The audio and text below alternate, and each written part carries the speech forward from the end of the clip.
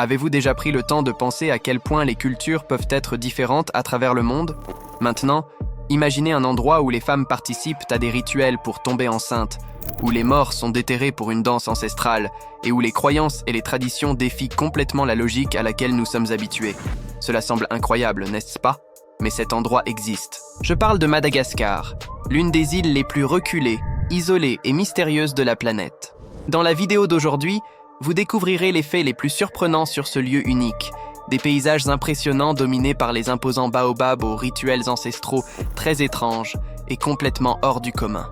Alors préparez-vous à connaître des sports insolites, des festivals intrigants et des coutumes qui vont remettre en question tout ce que vous imaginez sur la culture et la tradition. Ne clignez pas des yeux, car ce qui suit va vous laisser bouche bée. Mais avant de commencer, laissez un like et abonnez-vous à la chaîne. Cela ne coûte rien et me motive à continuer à vous proposer du contenu incroyable. Numéro 1. Géographie. Madagascar est situé dans l'océan Indien, au large de la côte sud-est de l'Afrique, et est la 4e plus grande île du monde, derrière le Groenland, la Nouvelle-Guinée et Bornéo. Avec une superficie d'environ 587 000 km², sa géographie est marquée par une impressionnante diversité de paysages. À l'est, il y a des forêts tropicales humides denses qui abritent l'une des plus grandes concentrations d'espèces endémiques au monde. Au centre, les hautes terres malgaches s'étendent avec des formations montagneuses, où des pics comme le mont Maromokotro, le point culminant du pays avec 2876 mètres d'altitude, dominent l'horizon. Plus à l'ouest et au sud, les paysages se transforment radicalement en savane, terres arides et déserts avec une végétation épineuse et des baobabs centenaires. Yassisine. Madagascar est souvent désigné comme le 8e continent, en raison de son incroyable biodiversité et de ses écosystèmes uniques que l'on ne trouve nulle part ailleurs sur la planète. Cette riche tapisserie naturelle fait de Madagascar l'une des destinations les plus fascinantes et mystérieuses du monde, attirant biologistes et aventuriers. Numéro 2. Population. Avec environ 30 millions d'habitants, Madagascar est l'un des mélanges culturels et ethniques les plus fascinants et complexes de tout le continent africain. La population malgache est le résultat d'une combinaison unique qui n'existe nulle part ailleurs dans le monde. La majorité des Malgaches sont d'origine malayo-polynésienne, descendants des premiers navigateurs qui ont traversé l'océan il y a environ 2000 ans en venant d'Asie du Sud-Est, l'un des plus grands mystères migratoires de l'humanité. Cependant, au fil des siècles, le pays a également reçu des influences africaines, arabes et européennes, qui se sont mélangées aux premiers habitants et ont créé une culture extrêmement diverse, pleine de traditions anciennes, de rituels uniques et de coutumes que l'on ne trouve nulle part ailleurs sur la planète. La langue officielle est le malgache, une langue austronésienne avec une forte structure asiatique, mais le français est également largement parlé en raison du passé colonial. Mais malgré la richesse culturelle, la réalité du peuple est dure. Plus de 75% de la population vit sous le seuil de pauvreté, souvent avec moins de 2 $ américains par jour, une situation comparable à celle de pays comme le Soudan du Sud et la République centrafricaine. La faim, le chômage, le manque d'infrastructures et l'isolement géographique font de la vie quotidienne une lutte constante pour la survie. Numéro 3. Danse avec les morts. À Madagascar, la mort n'est pas vue comme la fin, mais comme une transition vers une nouvelle forme d'existence. L'une des traditions les plus singulières du pays est le Famadihana, également connu sous le nom de retournement des os. Cette cérémonie ancestrale implique d'exhumer les corps des ancêtres, de les envelopper dans de nouveaux tissus et de danser avec eux autour de la tombe au son de musique traditionnelle. L'événement a lieu tous les 7 ans. Il sert à renforcer les liens familiaux et à rendre hommage aux morts. La tradition a une signification profonde pour les Malgaches. On croit qu'en réalisant le rituel, les esprits des morts sont honorés et aidés à atteindre la paix éternelle, en plus d'apporter bénédiction et protection à la famille du défunt. De plus, l'événement est un moment de rassemblement communautaire, où les histoires des ancêtres sont partagées, renforçant la mémoire et l'identité familiale. Avec des tambours et des instruments traditionnels, les danses s'emparent de la cérémonie impliquant tous les participants, dans un rythme vibrant et spirituel qui transforme le cimetière en un véritable festival de célébration de la vie. Bien que pour de nombreux étrangers, cette pratique puisse sembler inhabituelle ou même morbide, pour les Malgaches, le Famadihana est une célébration pleine de respect, de joie et de connexion spirituelle. Cette coutume reflète également la forte influence des croyances animistes et ancestrales qui coexistent avec le christianisme, la religion prédominante sur l'île. Numéro 4. Lémuriens sacrés. Si vous avez déjà regardé le film d'animation Madagascar, vous vous souvenez certainement du charismatique roi Julien, un lémurien à queue annelée. Mais dans la vraie vie, ces animaux sont bien plus que des personnages drôles. Ils sont considérés comme des symboles sacrés de l'île. Avec plus de 110 espèces différentes, les lémuriens ne se trouvent qu'à Madagascar, ce qui en fait l'un des groupes de primates les plus exclusifs et vulnérables au monde. Parmi les différentes espèces, l'Indri, le plus grand lémurien de Madagascar, est connu pour son cri strident, qui peut être entendu à plus de 2 km de distance. À l'intérieur de la forêt, ce son mystérieux et mélancolique est utilisé pour la communication et le marquage de territoire, et beaucoup de Malgaches croient qu'il porte des messages spirituels des ancêtres. D'ailleurs, pour de nombreuses communautés malgaches, les lémuriens sont vus comme la réincarnation d'ancêtres ou d'esprits gardiens, étant traités avec un profond respect. Il y a même ceux qui croient que faire du mal à un lémurien apportera la malchance ou même la colère des esprits. Malgré cette révérence culturelle, les lémuriens font face à de graves menaces. La déforestation incontrôlée, poussée par l'agriculture sur brûlis, détruit leur habitat naturel rapidement. Aujourd'hui, 90% des espèces de lémuriens sont menacées, ce qui en fait le groupe de primates le plus vulnérable de la planète. Bien que les lémuriens continuent de faire face à des défis, leur importance spirituelle et écologique fait d'eux de véritables trésors vivants de Madagascar, essentiels pour l'équilibre de la biodiversité de l'île. Numéro 5. Sport. Le sport traditionnel le plus populaire de Madagascar est le moringi, une forme de luto corps à corps qui mélange force, stratégie et rituels ancestraux, originaire d'il y a des siècles parmi les pêcheurs de la côte ouest de l'île. Le moringi s'est répandu dans diverses régions et est devenu plus qu'un simple sport. C'est une manifestation culturelle et un symbole de l'identité malgache. Les combats ont lieu en plein air, généralement sur des places et des terrains ouverts, et attirent d'or de grandes foules qui encouragent avec enthousiasme les lutteurs connus sous le nom de Fomp. À l'époque, il n'y avait pas de catégorie de poids, et les affrontements étaient décidés sur la base de l'habileté et de l'endurance physique. L'objectif du lutteur est de renverser l'adversaire en utilisant des coups rapides et des techniques corporelles précises, sans l'utilisation d'armes. Outre la compétition sportive, le moringi a une valeur spirituelle et sociale. Dans certaines communautés, il est utilisé comme un moyen de résoudre des conflits fonciers et des désaccords.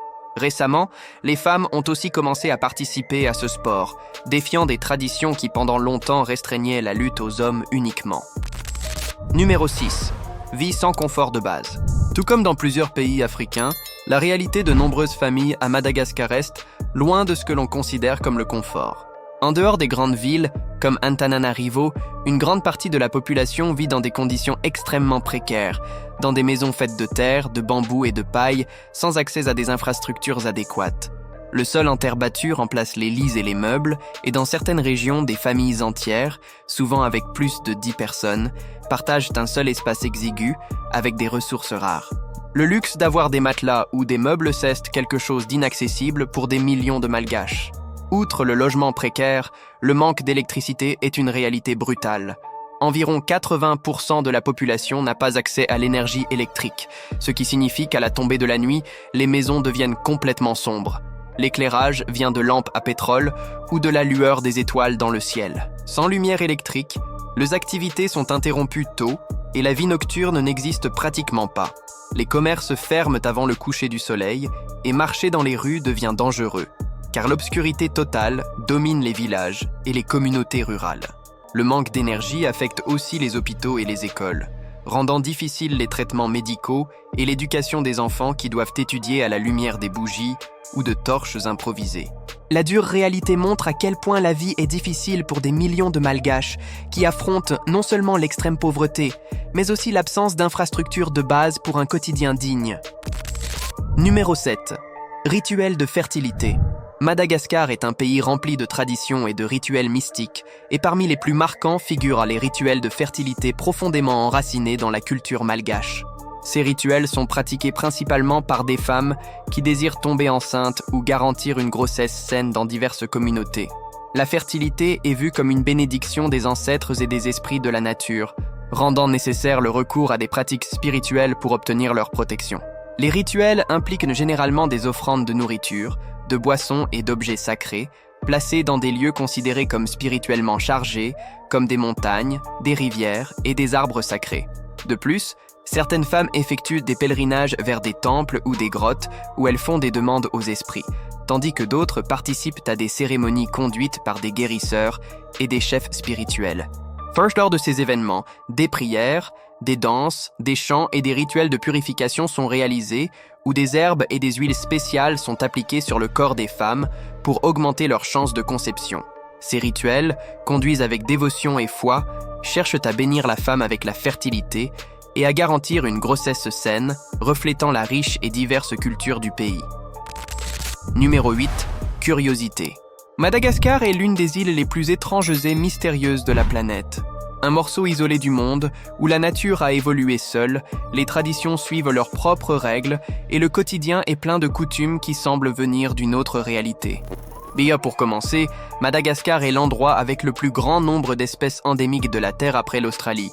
Environ 90% de toute la vie de l'île n'existe nulle part ailleurs dans le monde. C'est pourquoi de nombreux scientifiques appellent Madagascar le laboratoire naturel de l'évolution. Une autre curiosité bien étrange est qu'il est conseillé aux femmes enceintes d'éviter les funérailles, car on croit que l'âme du défunt peut s'attacher au bébé non encore né, nuisant à sa santé. Cette tradition reflète la vision du peuple malgache selon laquelle la mort et la naissance sont intimement liées, avec les âmes des morts encore capables d'influencer les vivants. Bien qu'il ne soit pas totalement interdit aux femmes enceintes de participer aux funérailles, elles doivent le faire avec une extrême prudence, en évitant le contact direct avec le corps et en suivant strictement les rites traditionnels pour se protéger elles-mêmes et leur bébé. Et saviez-vous qu'à Madagascar, il existe une espèce de caméléon si petite qu'elle tient sur le bout du doigt? Le Brookesia nana est considéré comme l'un des plus petits reptiles au monde. Avec moins de 3 cm, il est si minuscule qu'il peut rester coincé sur un grain de riz ou disparaître à l'intérieur d'une feuille sèche. Ce caméléon microscopique n'existe que dans une seule forêt de l'île. Et en parlant d'animaux uniques, Madagascar abrite le fossa, un prédateur qui ressemble à un chat, un chien et une mangouste en même temps. C'est le plus grand carnivore de l'île et il peut grimper aux arbres, la tête en bas. Beaucoup de villages croient que voir un fossa près de la maison porte malheur et qu'ils peuvent voler l'âme des jeunes enfants. Une autre curiosité forte dans les villages est qu'il est interdit de pointer du doigt vers les tombes. Pointer directement vers une sépulture est considéré comme une insulte aux ancêtres et, selon la croyance locale, peut apporter des maladies à celui qui le fait. Une autre croyance curieuse est l'interdiction de construire des maisons avec des portes tournées vers l'ouest, car cette direction est associée à la mort et à la malchance. En parlant d'étrangeté, le peuple malgache croit que se couper les ongles la nuit porte malheur. Dans certaines régions, on dit que les esprits peuvent voler des morceaux du corps et maudire la personne. C'est pourquoi de nombreuses familles ne se coupent pas les ongles que le matin, sous un fort soleil qui, selon eux, éloigne les mauvais esprits. Pour finir, voici l'une des curiosités les plus emblématiques. À Madagascar, les morts sont plus importants que les vivants. Une bonne partie de la culture tourne autour des ancêtres. Ils sont consultés, honorés, célébrés et même visités lors du célèbre rituel du Famadiana. Pour comprendre le pays, vous devez comprendre cela. Pour eux, les morts ne sont pas partis. Ils continuent de vivre, conseillant et protégeant les vivants. Madagascar semble avoir été créé pour surprendre et remplit ce rôle à la perfection, n'est-ce pas? Numéro 9. Danse traditionnelle. À Madagascar, la danse n'est pas seulement de l'art, c'est une identité.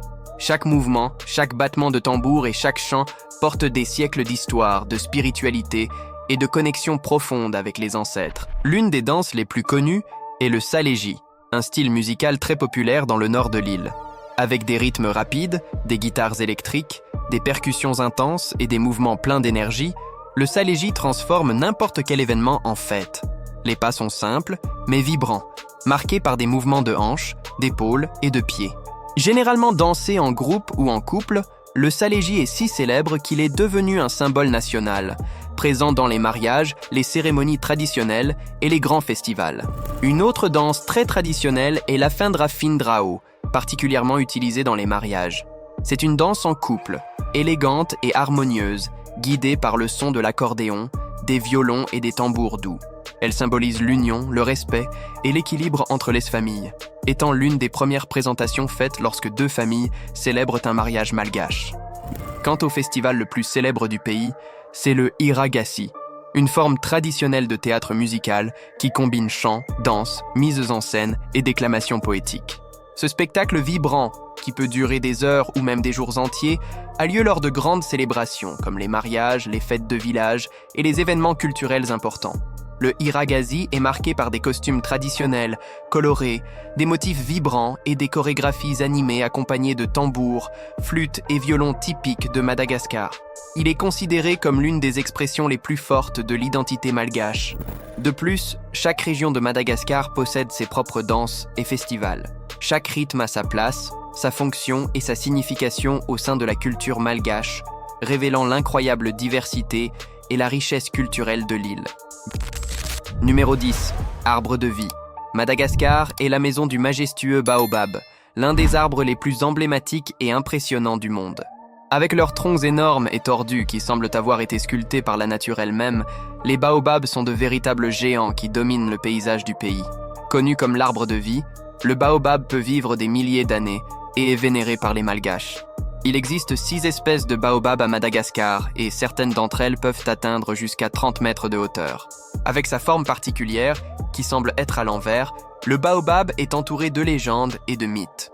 On croit que l'arbre possède des propriétés spirituelles et curatives, étant vénéré dans plusieurs cérémonies et rituels. Outre son apparence surréaliste, les baobabs sont essentiels pour les communautés locales, fournissant des fruits riches en nutriments, des fibres pour la construction et même de l'eau pendant la sécheresse. L'allée des baobabs, une route entourée de ces arbres majestueux, est l'un des points touristiques les plus célèbres de l'île. Numéro 11. Économie. Madagascar a une économie aussi unique que sa biodiversité et aussi fragile que beaucoup de ses écosystèmes.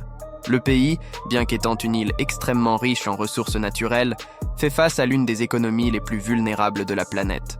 La base de l'économie malgache est l'agriculture de subsistance, responsable de l'emploi de plus de 80% de la population. Mais cet emploi ne signifie pas revenu. Dans de nombreux endroits, les familles travaillent toute la journée sous un soleil brûlant, plantant du riz, du manioc et du maïs juste pour survivre.